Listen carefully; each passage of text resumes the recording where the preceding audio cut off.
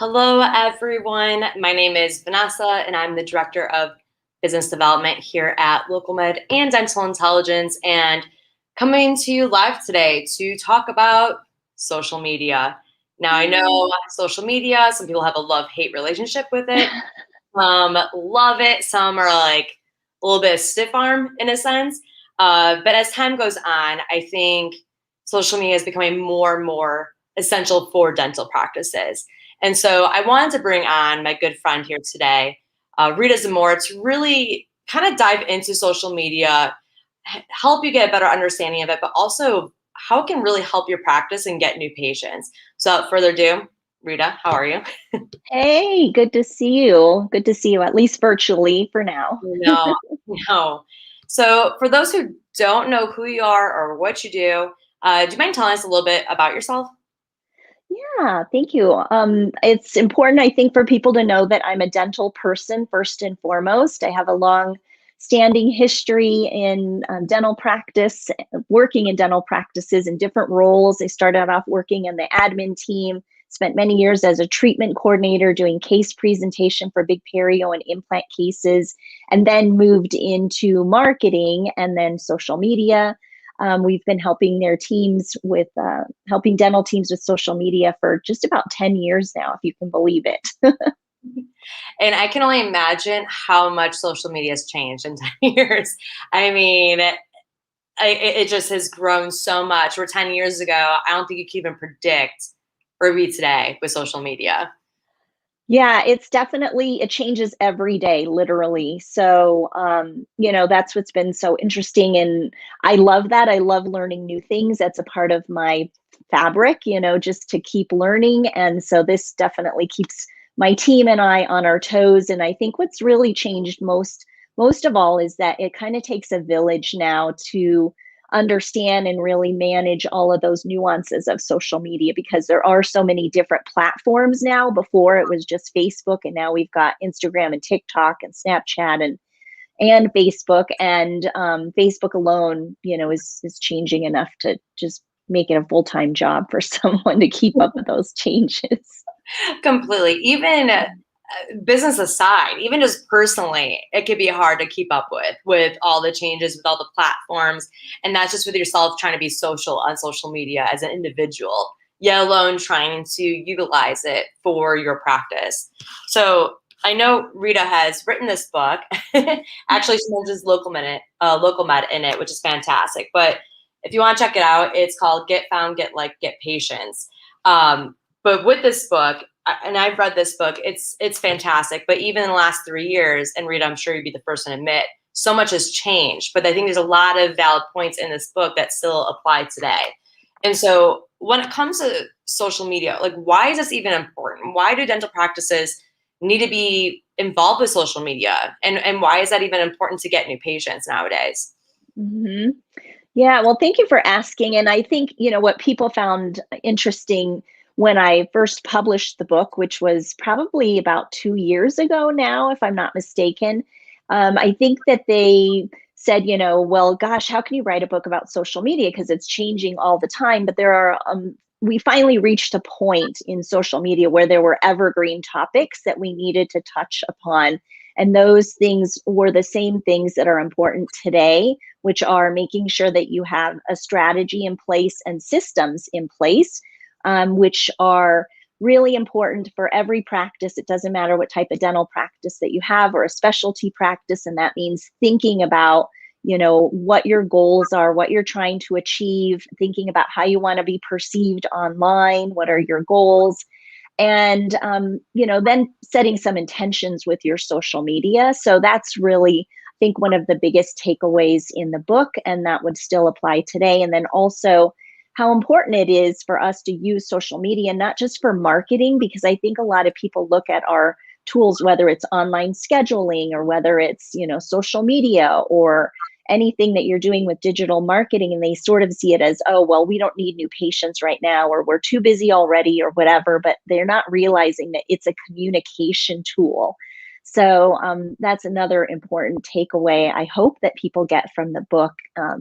is that it's not just for marketing. We have to have these things in place in order for us to be able to communicate with the world, with our patients. So Yeah, and I think with kind of the craziness of COVID in this last year, and it's crazy to think that this is basically like the 1 year anniversary of everything. oh, But I mean, when you look back to the last year of how many times things have been changing in practices, or practices are open or closed, or different protocols, where it may be, I mean, social media is a great tool of how you're able to communicate that with your patients and make them feel safe, but also welcomed and keeping them up to date of just what you're doing. And so I think that's a great valid point is that I think a lot of people, when they think of social media, think about, oh, I need to be doing Facebook ads, or we need to be able to have, this type of marketing that we're doing through social media, where, I mean, I guess you can argue it's still a form of marketing of just getting in front of your patients no matter what you're doing. But I think also using social media as an education tool and that communication with your current patients. So when you were trying to fill up your hygiene schedule, for example, after COVID hit, you can utilize social media to get those patients to come back in the practice, and maybe do a Facebook Live and getting a tour of here's all the updates we've done to the office to make our patients safe. And I think that can go a long way. mhm. Yeah, I think that those are really important points still today. And hopefully, whoever's watching this has said, we've been hearing that about how we have to communicate, how we're keeping people safe, and how we have to show our human side. And I feel like hopefully we've been getting our message out about that. I feel like right now, what we really want to focus on are those patients that still haven't come back to the dental practice. So I was reading an article in the Wall Street Journal couple of days ago that talked about a survey that they did, and about 50% of the population is not yet comfortable with the idea of going out to eat inside a restaurant.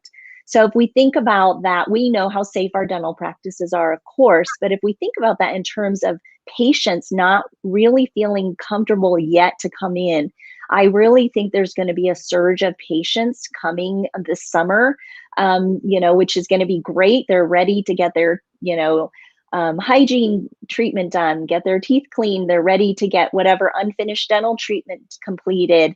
And that's great. But I think right now what we want to think about is making sure that you're keeping your name and face in front of patients. We want to be, the last one that they're seeing, the first one that comes top of mind when they're like, I need to make a dental appointment. And it's easy for patients to switch providers today. So we want to reinforce those relationships, make it easy for them to find you, which is kind of in the title of the book, Getting Found. Then once they find you, we want them to like you and then become a patient. And where that also comes into play, getting a new patient from social media, is making sure that you're making your online scheduling convenient. We just spoke about this a few minutes ago, Vanessa, when we were talking about how people are scheduling their vaccine appointments. There's phone numbers available, but people are saying, like, I waited online for hours, like, to try and get an appointment. And seniors are now looking for volunteers, for people to help them with the online scheduling. So this is really, I think, a huge, huge sign that we have to realize that people are trained now, even if they're not comfortable with technology, to want to expect to make an appointment online. So I think that's something really huge we have to think about and talk about too.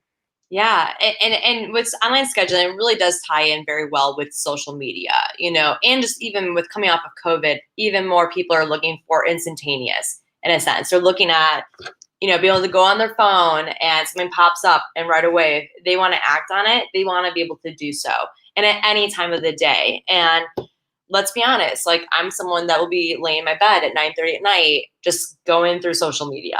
And if something comes up, maybe want to buy something, maybe want to make an appointment somewhere, I want to do it right then and there. I don't have to wait till the next morning to call someone to make something happen. And I think with COVID, we've really been pushed more into that convenience that we were already having pre-COVID, but because everything has now been a bit more the convenience factor for everything, I think it goes so much further.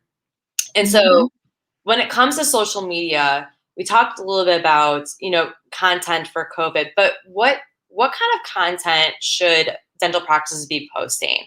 What are like, would it be just educational things? Is it fun things like getting to know their staff? Is it all the above? I mean, what are some things that someone's like, we want to get into social media, but I don't even know what to begin with posting?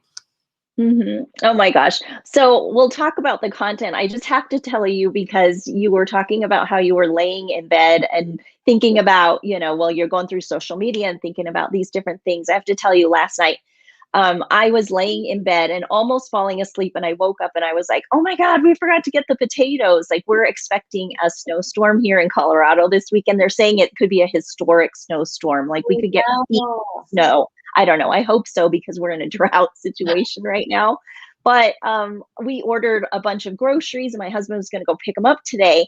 So I'm laying there in bed, and it's like 10:30 at night, and I was like, we forgot to put the potatoes in the order. And he's like, you can still switch it now, because before, once you put your order in like the shopping cart, you couldn't change it, but now you can. You can go back in. So I was like half asleep going in there, put my potatoes in there. So I just had to mention that, like, so if people are laying there thinking I need to schedule my appointment, they're just going to want to do it right then and there. By the time they wake up the next morning, you've lost that opportunity. So I just had to get that in there. I love everything. It was potatoes.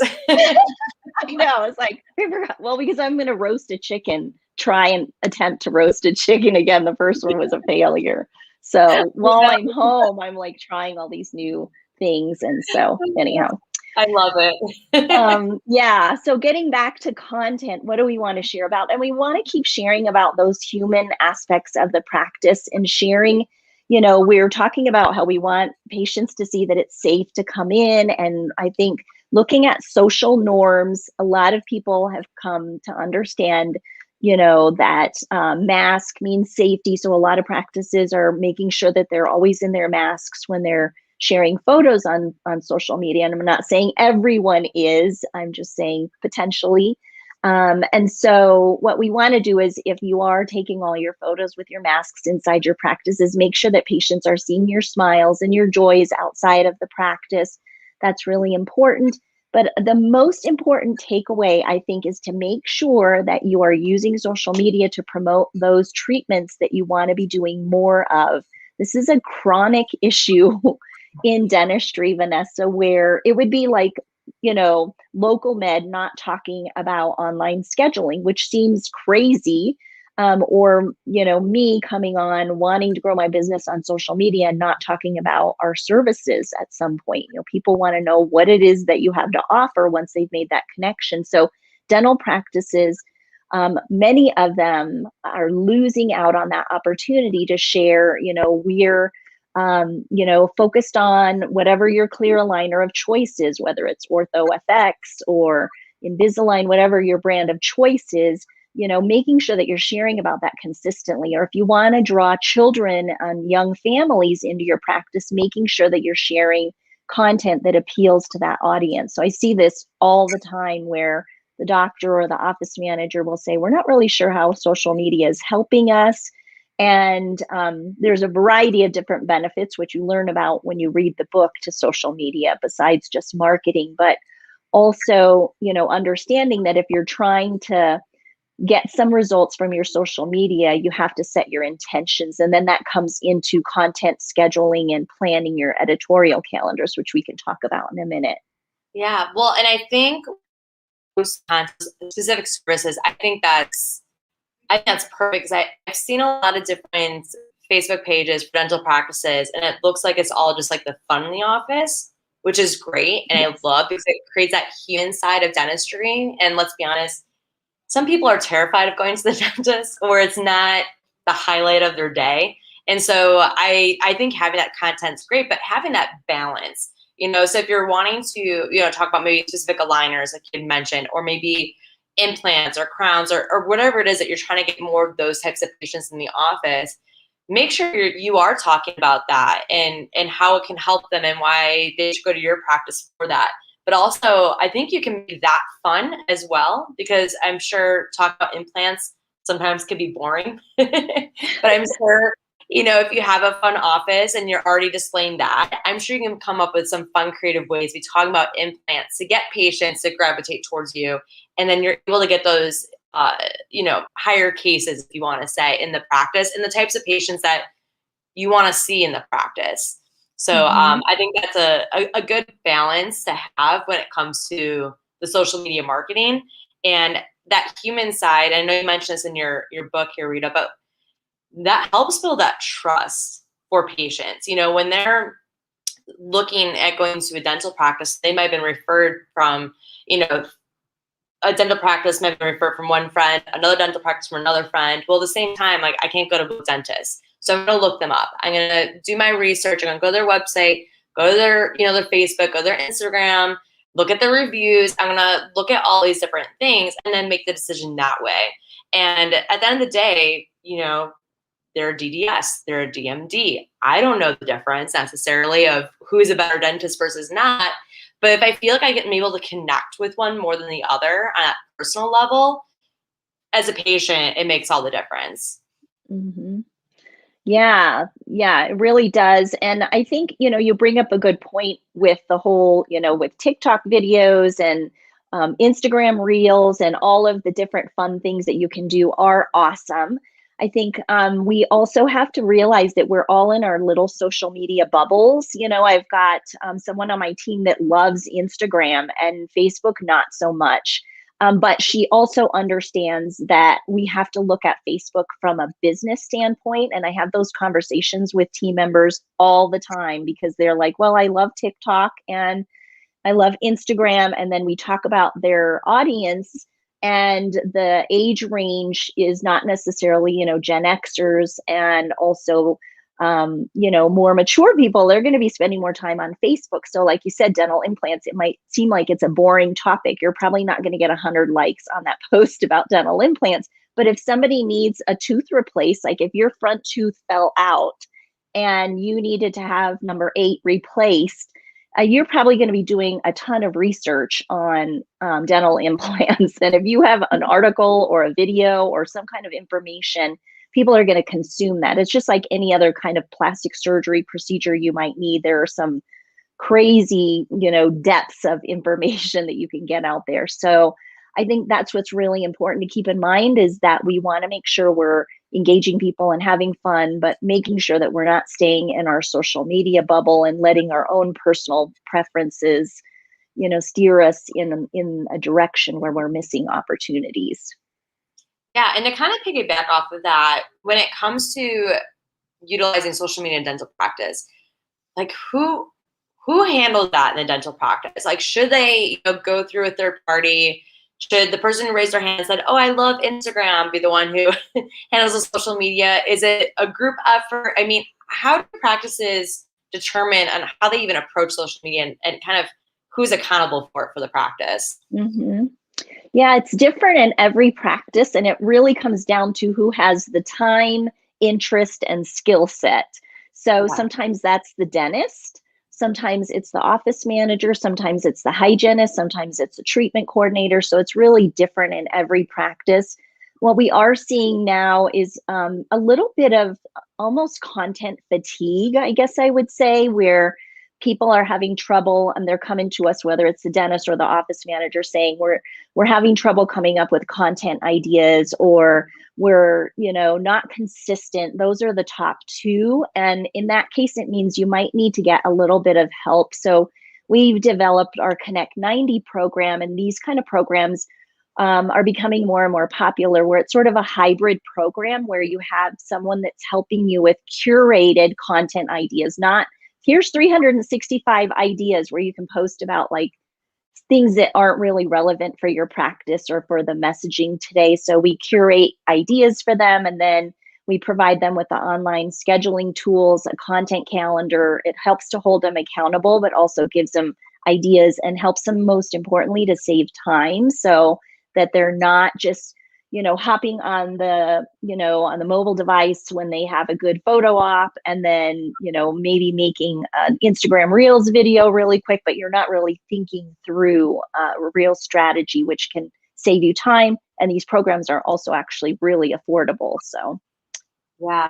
Well, and I think that's great. And so for those who are looking for some additional help, definitely reach out to Rita and her team there because they can help you out with that. And even if it's in regards to just creating that structure, because I know for some people, they might enjoy the social media part of it, but just having that strategy behind it is a whole other piece of it that you want to make sure that you are addressing as well. So with social media, I feel like it's like this big thing. where where should dental practices be posting? I feel like there's so many different places right now where they should post, but is there like a ranking of it if you had to do like top three, like here's top three, or like is there ways that they should be prioritizing them? Should they really just try to cover all of them, or how and where I guess should they be posting? Well, I think that the most important platforms right now are Facebook and Instagram for any practice, whether it's a specialty practice, general practice, it doesn't matter. I think there are some practices out there, you and I know, I'm sure a handful of, at least a handful that come top of mind that love Instagram. That's where their audience lives. That's where their bread and butter of their practice is, and that's their passion. So that's really where they're focused, which is great, and vice versa. The same thing with Facebook. I've talked to some doctors that are like, do I really have to do Instagram? We've done so well with our Facebook and we have a great audience there. And it's like, well, we need to start looking at that as well. But in general, I would say Facebook and Instagram are really important. And then it's not a social media platform, but Google My Business allows you to post content to your profile. So you should also be posting content there at least every 7 days, and then it gets archived. So that's another great opportunity to take advantage of.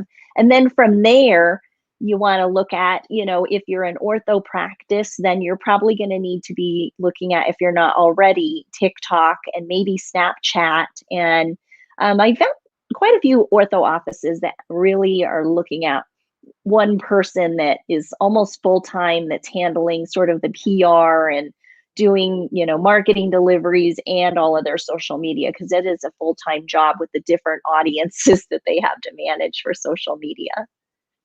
Yeah, and I think it's great because social media isn't just for general cosmetic. It really can work with specialty practices. And I think in general, people think, oh, they're a specialty practice. They don't need to market. They don't need to, um, you know, uh, find patients the same way that a general cosmetic dentist could do. But there are so many ways that they do need to interact and have been interacting with patients that I think is great because at the end of the day, they are still referred over, but they could have many different referral options. So they are having to, in a sense, market themselves still too. So even if you're a specialty practice, social media, I think, is a way to go.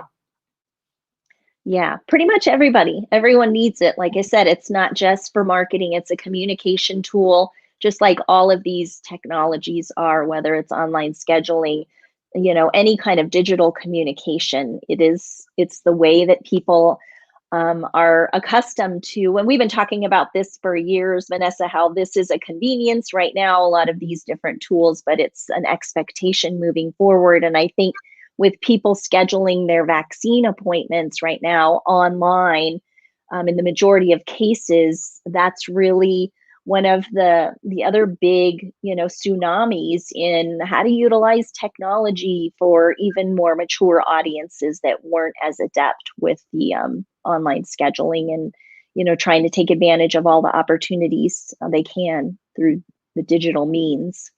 Yeah. And so, a dental practice now, from what we've talked about, they're able to, maybe create some content, might have someone in the office that they can delegate social media to. But how do they create a calendar? How do they know when to be posting and engaging with their field social media work for them? hmm Well, I think making sure that, and based on the, interactions that I have with people, and you saw, at the Chicago Midwinter meeting last year, I think we might have at least seen each other, or did we have an interview? I can't remember, but I would have, 300 people in the room that we could poll. And even as recent as that, as that time, which was last year, there were only about 20 or 30% of practices that were using an online content calendar to Mm. schedule their content and create their content. So you really want to take advantage of that now. There's a number of different tools out there. We have our favorite that's, with our platform that we use, but it allows you to create that content for Facebook, Instagram, Google My Business, and then if you're a specialty practice, even for LinkedIn. And so there's, these different tools that you want to take advantage of. And it also allows you to see, for the month ahead, are you hitting on those important topics? Like if you wanted to grow, a particular type of procedure, whether it's clear aligner therapy or dental implants, or, and those happen to be the top two. Usually when dentists, I ask them, what are the two most important procedures you want to promote? They're usually like clear aligner therapy and dental implants. Those are usually the top two. So you can make sure that you've got topics, covered for those particular procedures. And then you can do your TikTok video in between, or the Instagram reels, or your stories, or whatever you want to do for fun in between, but you'll know that the business side of social media is covered. Yeah, I think that would alleviate a lot of stress for dental practices, where you feel like you're going with a plan, with a strategy. You can see it all laid out, especially it's a month ahead. You're not scrambling last minute. It's like, oh, we need to get something posted right away. Someone think of something. I think, at least for me, because I'm a planner, I like to have things organized. That would make me feel much more at ease, if I was having to jump into the role of handling the social media, to where it's all laid out, kind of like how, your Dentrix or Eaglesoft, for the day. You can see, here's the layout of all the appointments for this week. Here's the schedule looks like. So in that way, you're not getting any surprises or last minute scrambles there. So I think having that content calendar can really be a game changer, especially if you're trying to get into social media and not get overwhelmed. I feel like that's where some people get overwhelmed by, is that they think, it's more of instantaneous, where like, oh, I need to just post something now and get something out there, versus it being planned ahead of time. And I think that will kind of put some people's stress at ease for social media. Yeah, and it also helps to prevent typos and grammos, grammatical errors. And because when you're doing things the last minute, and that's what makes some of the doctors, when they're delegating, crazy, because how meticulous dentists are, and, everything is about perfect margins. And, that's what's so great about our profession, is that we've got, people who are really hyper vigilant about, all the little details. But when we're rushing through things, it, misses out on that opportunity for a second set of eyes, or to revisit it the next day. And that's when you lose a lot of the quality with the copywriting and graphics and things like that. Yes. And I think it kind of takes a bit of the fun away as well. I feel like social media can be a lot of fun, but if you feel like you're kind of stressing out quickly, I feel like that kind of takes away the fun of being involved with social media. Yeah, it can.